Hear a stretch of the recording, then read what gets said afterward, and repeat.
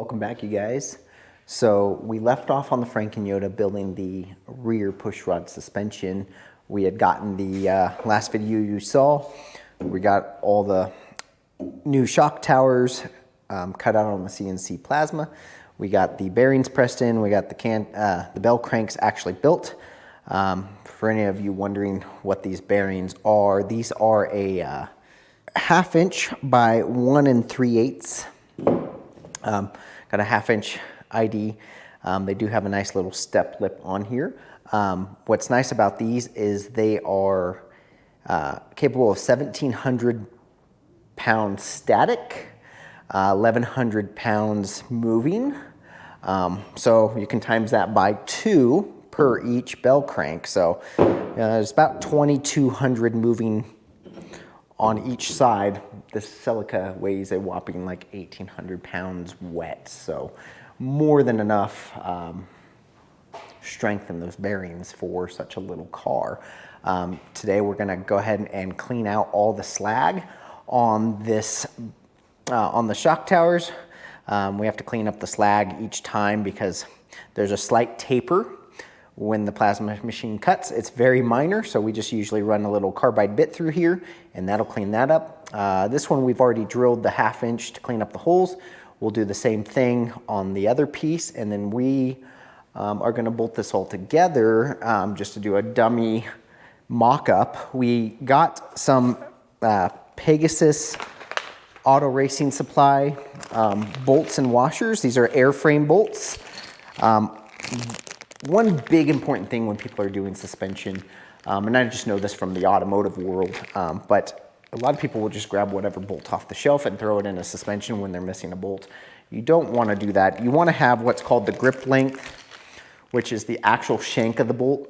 You want to have that actually measured, and they sell these bolts in all different sizes. The washers, they give you the specs of the washers.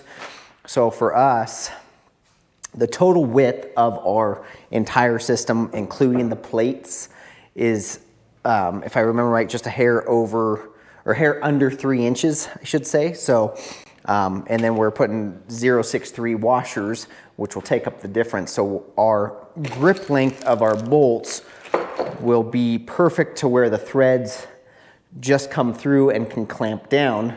You don't ever want to clamp down on the threads, really, if you can avoid it. So everything is, those are the long bolts there. These are the shorter bolts. Here, these will be the ones that go through the shock themselves. Sorry, through the bell crank themselves up here. So these are, I'll set you down for a second, just to kind of give you an idea. So you can see the neck, and then we have a little bit of gap there, and then with the specific washers and the specific width, we can get it to where just threads are what bite down on this. And so that way our shocks are riding on that shank of the bolt. These are, like I said, airframe bolts, or NAS basically bolts. Again, Pegasus Auto Racing Supply. They sell them individually. You can buy them in bulk, and there's a ton of different sizes. So go on there and get yourself some suspension bolts.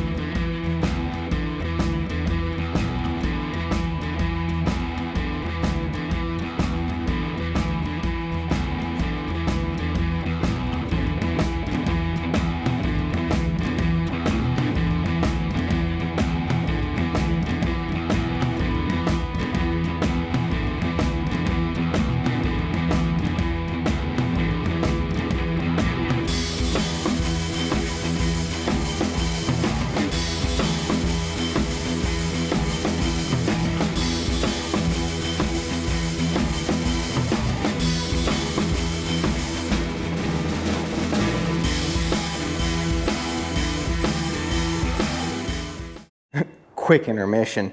So I picked these up on Amazon. Yellow Paw drill bits. They're made here in the US. Tell you what, fantastic drill bit. Not sponsored by these people or anything, but those things cut like butter. Freaking awesome. All right, so we're gonna go ahead and kind of throw this thing together. We need to get it kind of semi-clamped together so we can figure out what we need to shave on the inner strut tower, because the Celica has a slight taper. I mean, we're talking probably 1/16 maybe taper, so we're gonna have to kind of get it all squared, and then we'll try to test fit it and then figure out where we need to shave, and then we'll bring out the belt sander and hit those corners evenly and hopefully get this thing to kind of sit in place. So let's go ahead and get this thing assembled. Super windy outside right now. So we picked up some All-Star Performance spacers. These are going to be our spacers for the lower section here. So these will make, this is a 1 inch and these are 3/4. So that'll give us the 2.5 inch gap that we need in between the two brackets. So this is going to be kind of a little bit of a pain to assemble with one person, but we're going to go ahead and get started on it. So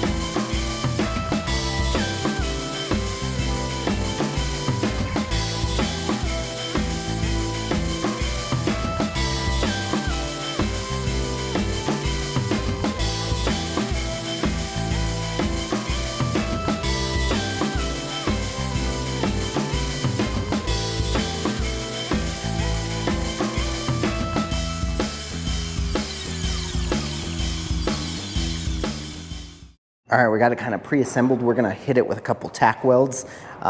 We want to actually install these on the car if we can, one at a time. So the tack welds right now are gonna be so we can actually take our measurements, but we got a clamp on there. We're gonna hit this end with a tack weld. The center looks good, and then we gotta clamp the other end, hit it with a tack weld on both sides. So that way this thing doesn't want to bow at all. So when we go to test fit it, it's all squared up. So we're gonna go ahead and hit this with a couple of quick MIG tack welds, and then we'll take it out to the car.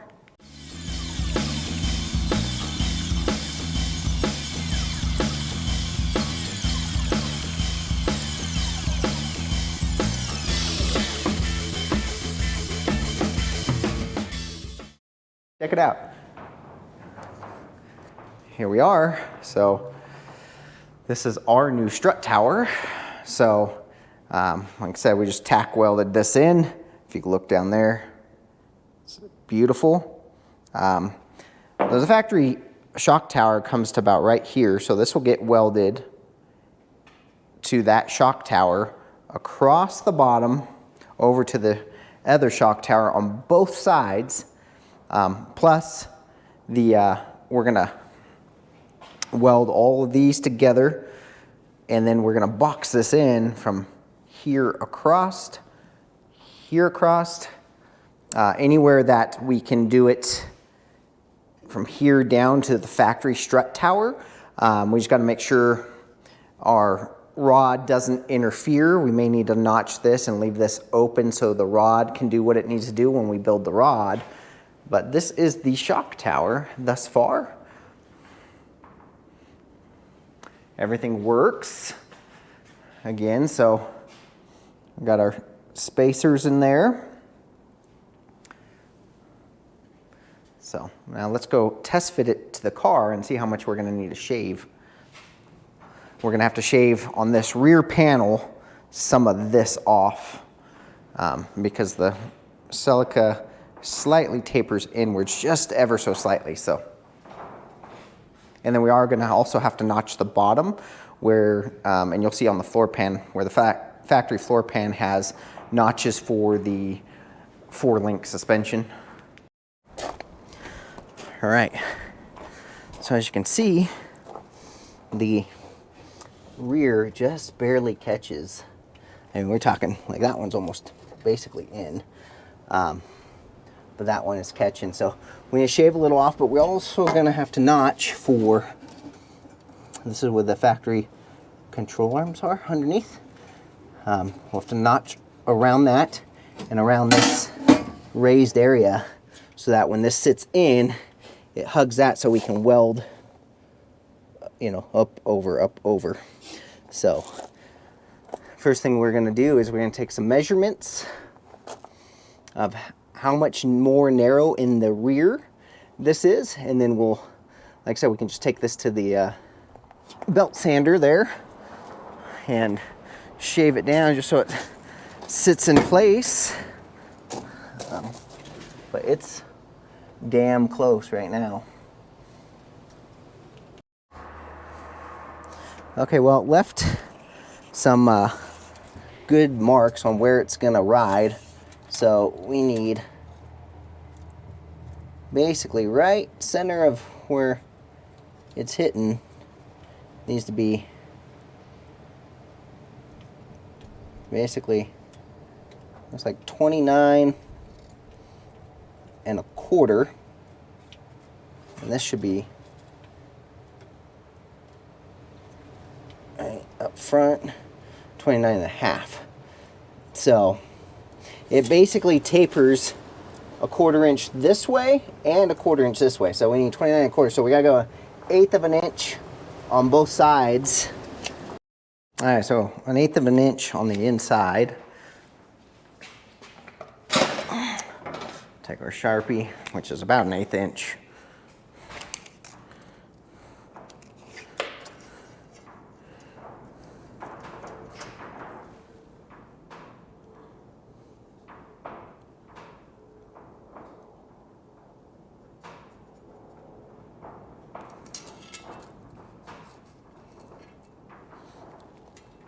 Up until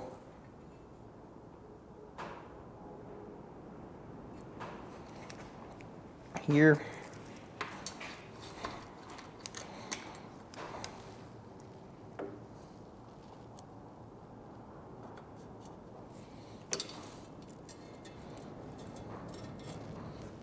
Up until about there. Ooh, thought I was gonna lose it. Okay. So this is, because this is tapered, it's the reason I took it from 2 different locations, so I can match the same angle there. So that's about as much material, probably actually a little less, but I want to cut on that side of the line, or sand on that side of the line. We can actually probably just take a regular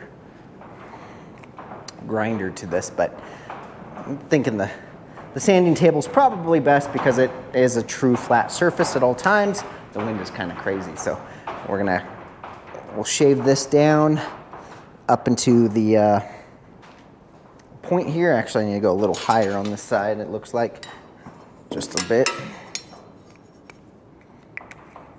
Just until it starts to kind of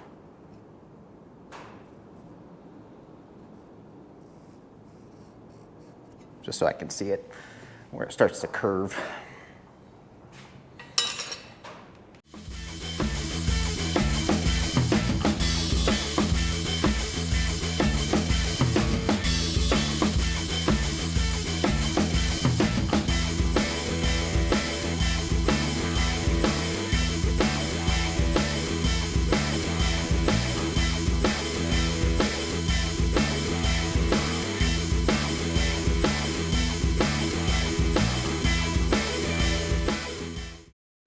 Okay, here it is, guys. Whew. So that, again, we're gonna have to notch out the back so it can sit flush, but look at that. So let's go around to the inside real quick while we don't have wind. Oh, see how nice and tight that fits on both sides. Beautiful. So this is where we're gonna have to notch, so that way it is sitting flush and we can weld up, over, and down. So we'll mark those, we'll notch those, and then this thing will be in its permanent location, and then we can start stripping the paint and get this thing welded in. And once that's welded in, we can make the push rods. We'll have to drill the hole out larger, but we'll get the push rods put in, and then I think I'm gonna reinforce, make my own end caps for the stock shock housing with this 3/16 plate, because eventually this is gonna have a roll cage, and if I have a nice structural point right in this area for the roll bar to go right in here, so I might do something like that. But yeah, so again, this will get all boxed in, which make it super strong. It'll get welded, and then yeah, we should have a push rod suspension system.